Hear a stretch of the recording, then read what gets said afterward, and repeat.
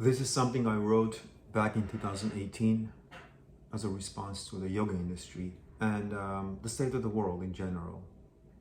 It's called Yoga is No Self. If you're one of those who thinks yoga is boring, or yoga is a performance, an exercise, a spiritual path, or an accumulation of a sequence of postures, loud music, no music but only Tibetan bells, or yoga is breathing, a cult, a religious rite, or quieting the mind, a Hindu or a Buddhist practice, an enemy of Christianity, work of the devil, or a leisurely pastime for the wives of the rich, a pretentious ego boost for the middle class hipsters, and this and that. If you think that, I'm sorry for you. I'm sorry that you don't know any better.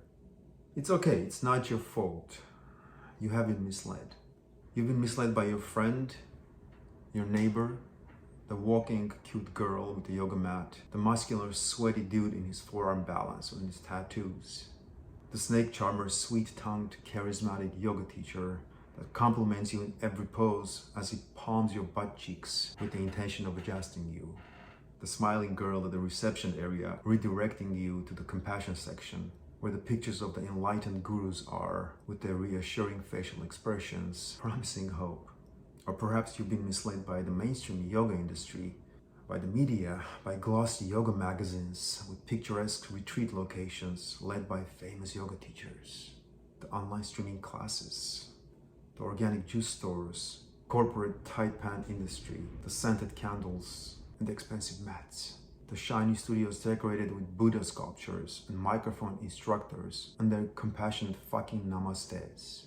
You've been misled and now you're missing the whole point. You're confused. You don't know whether to practice or not. In short, the practice of yoga is a process of elimination of bullshit, especially the colorful and the comfortable one that has been shielding us from truth. Not from our true self, but truth. There is no such thing as self, let alone true or false self. The self is a dream world character with one purpose, and that is to maintain and ensure the perpetual streaming of this tragic comedy we call life. As long as we know ourselves as only that self, we're living in a dream world, which is okay, I guess, as long as we don't mind, right? Ignorance is bliss. But from this disheveled state of the world that we believe we live in, I think everyone is fed up. Everyone has this profoundly deep urge to get the hell out of this dream state, to wake the hell up, right? But waking up is not as easy as it seems. Waking up is not splashing our faces with cold water in the morning. Waking up is a long process of hard work and understanding. That's what yoga is. It's a process of awakening. Waking up to the truth of what we are. Why is it hard? First of all, because we're attached and absolutely in love with ourselves. The non-existent self of our own species, our own kind, our own culture, our own gender, our little problems. So much that we're willing to kill everyone else as well as the planet, blow up the entire universe to pieces just to protect that little delusional self.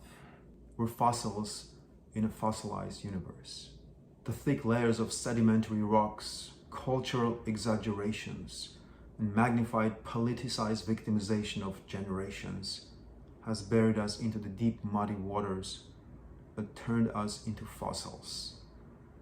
And what we want to do is not only come back to life from this caramelized state, but go further by eliminating the thing we call the delusional self. Otherwise, we're back into the swamp in no time. It's the self, like a magnet, that attracts and separates the good and the bad, the Trump lovers and the iceberg protectors. It's the self that builds up walls between countries, the species, the women and the men. Yes, yoga is not becoming more compassionate, more cuddly, and pleasantly stretching the hamstrings. No. Real yoga is taking that dull-edged machete in our hands, and no matter how deceivingly lush those jungles look, chopping it one by one, because what we're after is the source of all that, not the trapping beauty itself. We're after truth, not the true self. All of us, to some extent, think that we're more informed than the others. The others are more ignorant than we are. Whether we are informed or misinformed, we're all missing the point, because we're all still stuck in the self. There is no self. There is no such thing as others. But that can only be realized by vigorous thinking and the shoulder-tiring work of machete swinging. Cut it all, unlearn, demolish the false in you, until all remains is truth.